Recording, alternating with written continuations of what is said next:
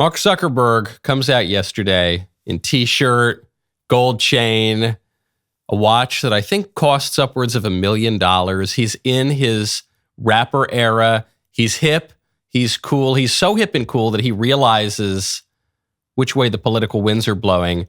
And he is not only acknowledging that Facebook has been censoring conservatives, he promises that Facebook is going to stop censoring conservatives. And we've reached a point where it's just too many mistakes and too much censorship.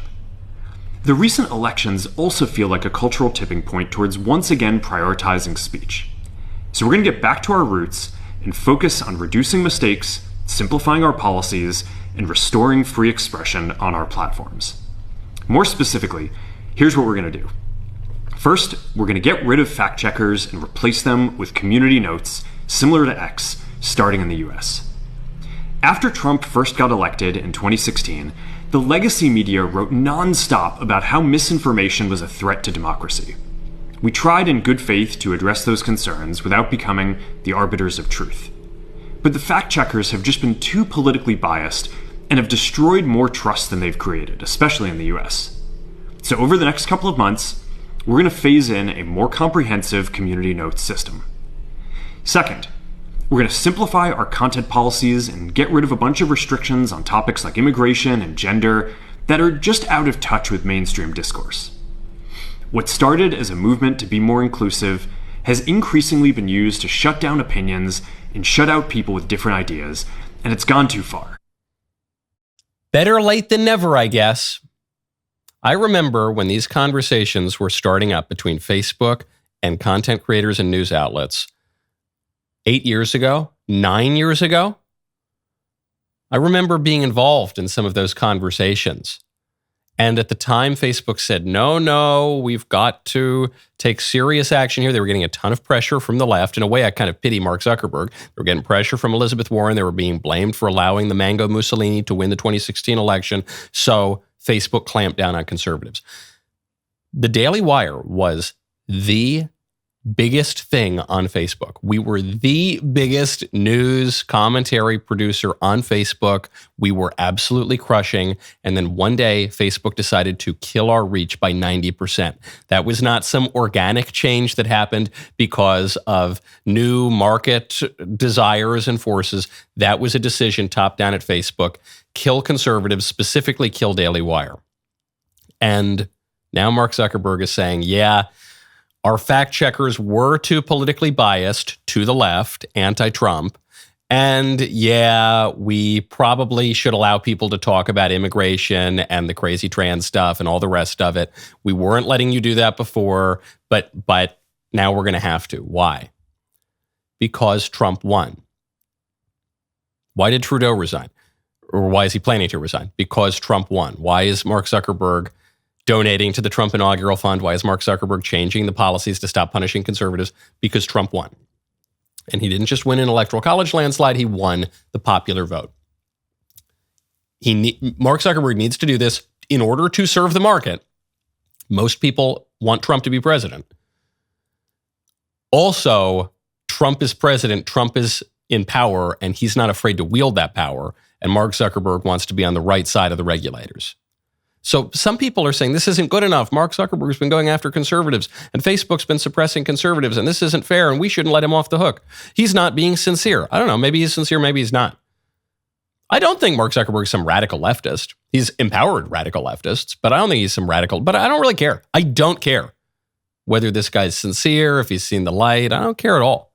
I care about what happens. I care about what he does. I'm elated. In fact, if Mark Zuckerberg is being disingenuous and cynical here and he's just trying to go where the wind is blowing, all the better, because that is further evidence, proof positive if you ask me, that the political winds are blowing in the favor of conservatives, of real conservatives, of the kind of conservatives who don't just advance the position of Democrats, of the kind of conservatives who voted for Trump. We're winning. Exhibit Z. Exhibit number 3052, things are going in our direction. The hardest hit of all these people, all these losers, are the former Republican turncoats who have been supporting liberals for the past 4 or even 8 or 9 years. There is an outlet called the Dispatch. There are two of these outlets. One is called the Bulwark. One is called the Dispatch. And no one really reads either of them, but they serve as welfare programs for ousted former Republicans who now just do the will of Democrats.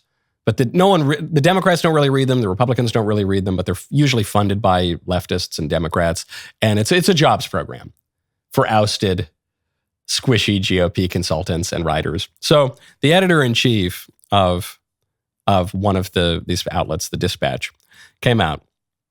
And he's quoting Ala Pundit, which is a former kind of right-wing writer who now, I guess, writes for these guys.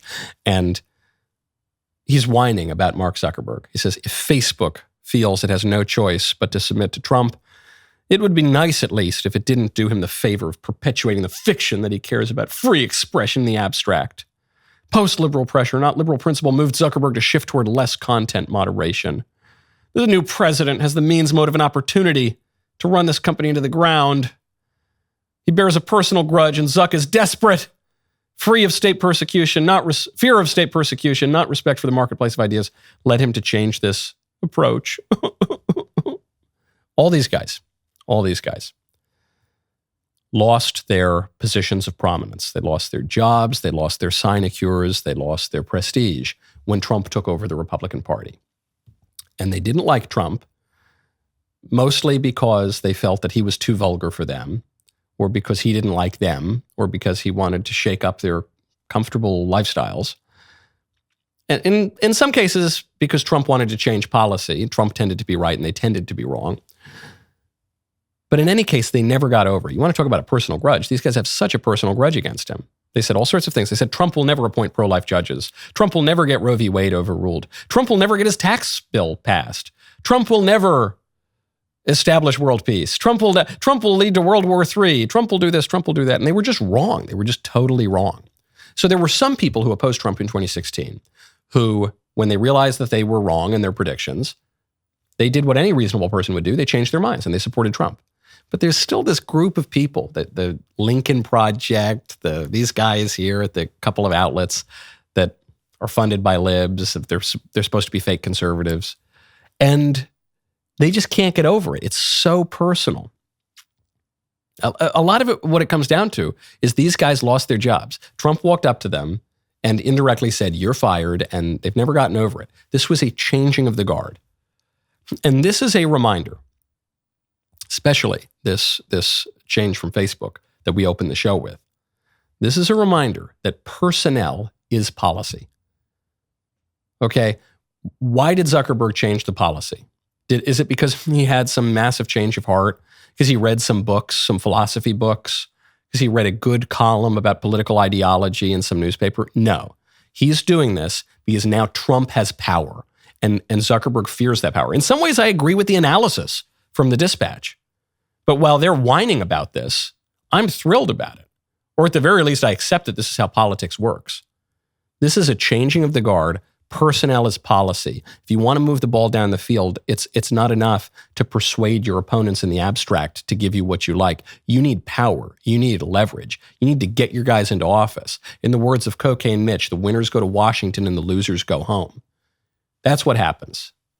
And when you do win, when you do have power, you can do things. You can actually get some things done.